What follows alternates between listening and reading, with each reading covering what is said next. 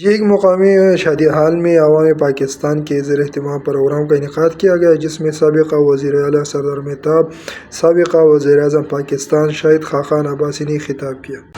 عوام پاکستان، جیسے کہ میں نے عرض کیا، ایک سوچ کا نام ہے، اور ایک ایسی سوچ جو سب کو ساتھ لے کر چلنا چاہتی ہے، ایک ایسی سوچ جو نظام بدلنا چاہتی ہے، ایک ایسی سوچ جو عام آدمی کو بااختیار بنانا چاہتی ہے۔ مجھ سے بہت سے لوگ سوال کرتے ہیں کہ پاکستان میں 170 سیاسی جماعتیں ہیں، تو عوام پاکستان کیا کرے گی جو وہ نہیں کر رہے؟ تو میں ان سے کہتا ہوں کہ ہم وہ ہر کام نہیں کریں گے جو یہ سیاسی جماعتیں کر رہی ہیں۔ ایک آئینی ترامیم کی بات ہے۔ ہماری جماعت نے بہت سے لوگوں سے مشورہ بھی کیا ہے۔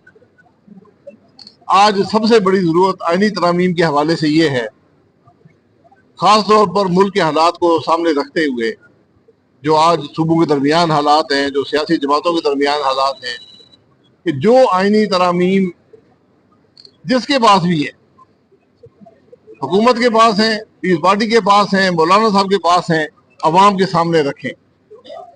اور اس کا آسان طریقہ یہ ہے کہ جو کمیٹی ان ترامیم کو دیکھ رہی ہے، وہاں پر پریس کو اجازت دے دیں، وہاں پر ٹی وی کیمرے لگائیں، تاکہ پتہ چلے کہ ہمارے جو نمائندے ہیں وہ جیسے بھی ہیں وہ کیا سوچ رہے ہیں۔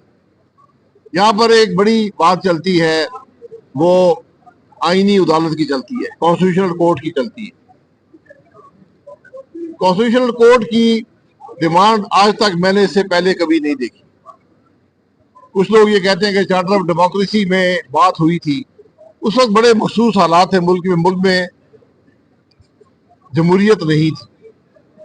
اس کے بعد وہی جماعتیں جنہوں نے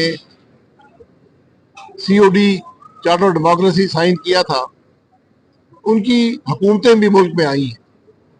اس عرصے میں 6-7 آئینی ترامیم بھی ہوئی ہیں، کسی نے آئینی عدالتوں کی بات نہیں کی۔ پچھلے سال ایک قانون بنا، پریکٹس اینڈ پروسیجر ایکٹ، اس میں سپریم کورٹ میں آئینی معاملات کے لیے کمیٹی بنانے کا اعلان، کمیٹی کی گنجائش رکھی گئی اس قانون۔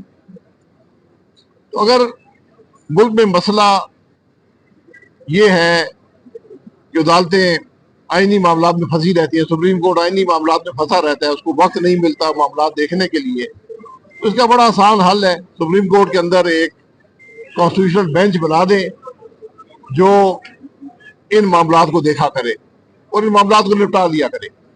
ورنہ جو آئینی عدالت کا نظام ہے، یہ عوام کو مزید تکلیف بھی دے گا اور مزید مشکلات سے ہمکنار کرے گا۔ اس کی گنجائش جو اس وقت جب آئین بن رہا تھا، آئین بنانے والوں نے اس بارے میں بحث کی تھی، اور آپ ذوالفقار علی بھٹو صاحب نے جو آخری تقریر کی تھی آئین پاس ہونے کے بعد، اس کو ذرا منگا کر دیکھ لیں۔ انہوں نے یہ بتایا تھا کہ کیوں آئینی عدالتیں نہیں ہونی چاہیے۔